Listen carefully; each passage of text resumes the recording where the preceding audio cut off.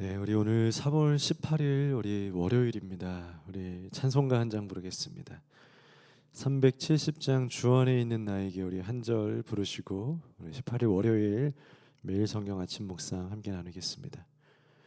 주 안에 있는 나에게 딴 근심이 있으랴 십자가 밑에 나가 내 짐을 풀어내 주님을 찬송하면서 할렐루야 할렐루야 내 앞길 멀고 엄해도 나 주님만 따라가리. 아멘. 우리 앞길이 멀고 험할 수는 있지만 주님 안에서 또 우리 안에 주님이 계시기 때문에 그분과 십자가 앞에 모든 짐을 내려놓고 함께 동행하는 복된 나날들 되기를 바랍니다. 오늘 말씀 본문은 마가복음 12장 35절에서 44절까지의 말씀이고요.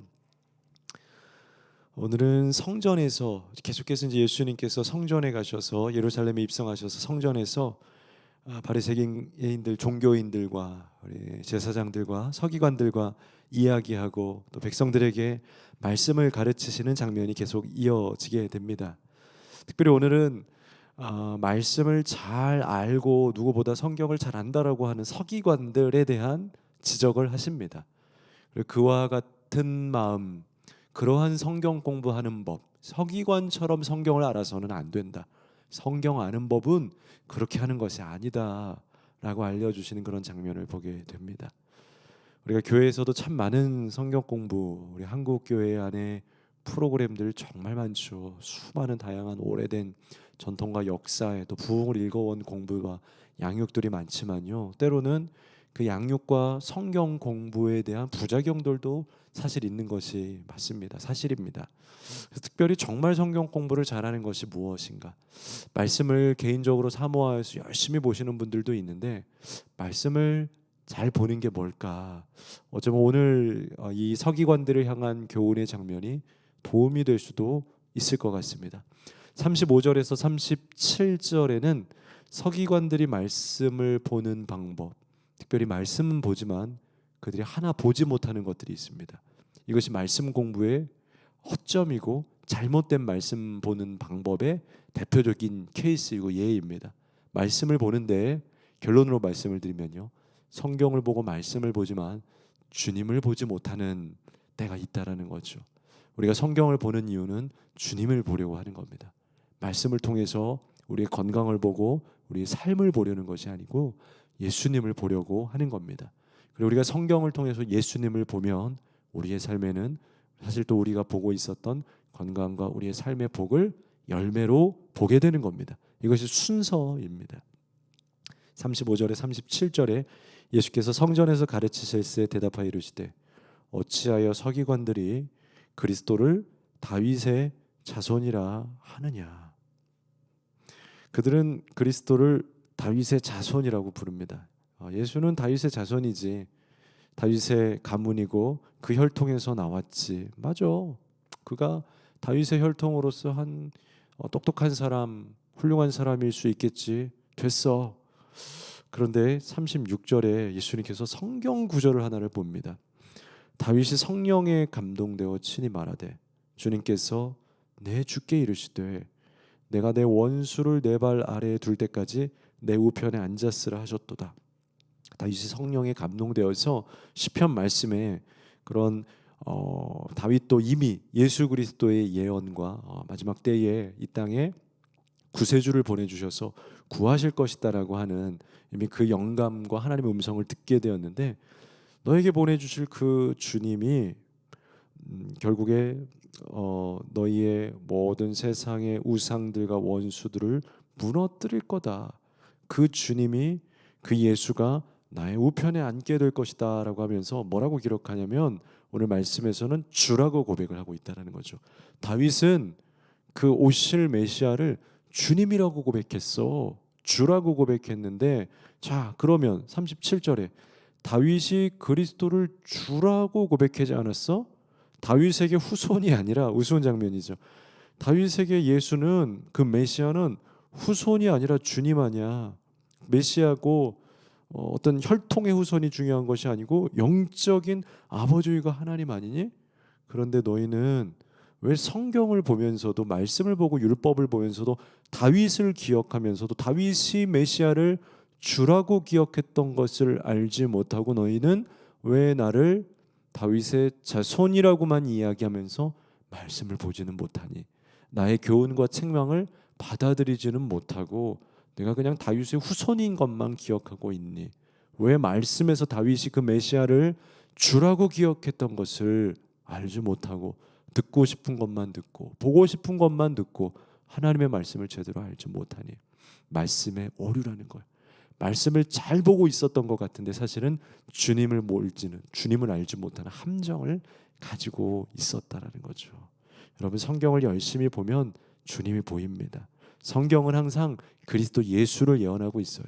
이건 정해놓은 완벽한 패러다임이고 완전한 성경의 그 모양이에요. 틀이에요. 구조예요. 성경은 무조건 예수를 얘기합니다. 성경은 오실 그 메시아가 예수 그리스도이시고 그분이 우리를 구원하실 거라고 일맥상통한 이야기를 하고 있어요. 그걸 보는 것이 말씀을 잘 보는 겁니다.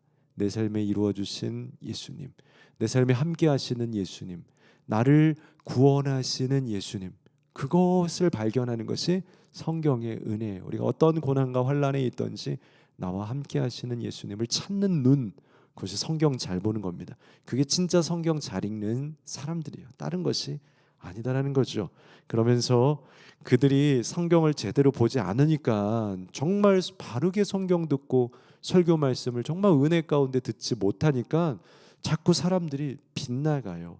하나님의 말씀을 온전히 증거해야 되는데, 바르게 증거해야 되는데 말씀을 말씀으로 증거하지 않고 여러 가지 그 과장된 혹은 인간 관계이다 보니까 목회도 교회도 모든 것이요, 그 안에 소속된 자기의 마음, 욕심들 혹은 복잡한 심리 때문에 말씀대로 증거하지 못하고 혹은 말씀대로 말씀을 있는 그대로 듣지 못하고 왜곡되게 해석하니까, 그럼 어떻게 됩니까? 결국에는 그들의 삶이 말씀을 말씀으로 온전히 배우지 못하니까 삶의 열매도 말씀으로 온전히 나오지 않아요. 서기관들이 어떻습니까? 38절에서 40절 예수께서 가르치실 때 이르시되 긴 옷을 입고 다니는 것, 시장에서 문안 받는 것, 지금 모습이 어떻습니까? 되게 영광받죠. 39절 회당의 높은 자리와 잔치의 윗자리를 원하는 서기관들, 그러지 말아라, 삼가라라고요. 40절 그들은 과부의 가산을 삼키며 외식으로 길게 기도하는 자니. 기도를 하는 건 좋습니다. 그런데 길게 한대요. 그것도 좋습니다. 근데 그 이유가 뭐예요? 외식으로라고. 그는 받는 판결이 더욱 중하니라 하시니라 하면서 굉장히 무섭게 지적을 하고 있다는 거예요. 정말 말씀을 보는 사람들은 어떻습니까? 건강하게 온전하게 하나님의 말씀을 보면 주님이 보입니다. 그리고 그 영광을 주님에게 돌리게 돼요. 그럼 우리의 삶에는 겸손과 낮아짐이 생기게 된다는 거죠. 연약한 자들을 보살피고 우리가 오히려 더 낮은 자리에 앉게 되고 희생하고 헌신하게 돼요. 이것이 바른 말씀의 자세 아니겠습니까? 그런데 말씀을 제대로 보지 않으면, 욕심으로 보게 되면, 삐뚤어져서 말씀을 보게 되면 자기가 주인이 되어버린다는 거죠. 말씀의 오류입니다. 그러면서 한 가지 다른 사람의 이야기를 합니다. 그것이 41절에서 44절의 말씀입니다. 오히려 가난한 과부, 한 가난한 여인의 이야기를 하면서 그 여인이 아무것도 없는 것 같고 적은 헌금을 주님 앞에 드렸지만 진짜 말씀의 사람은 이것이 진짜 말씀이다.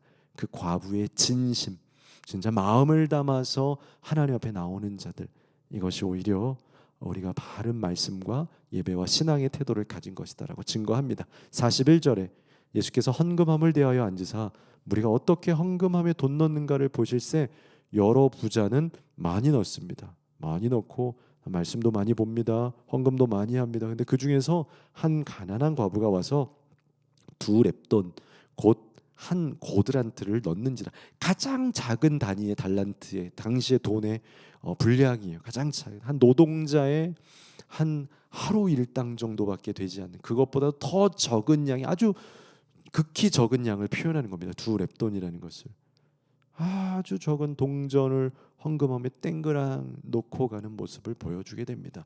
그런데 예수님께서 제자를 불러다가 이르시되 내가 진실로 이르노니 이 가난한 과부는 헌금함에 넣는 모든 사람들보다, 그 부자들보다 더 많이 넣은 거다.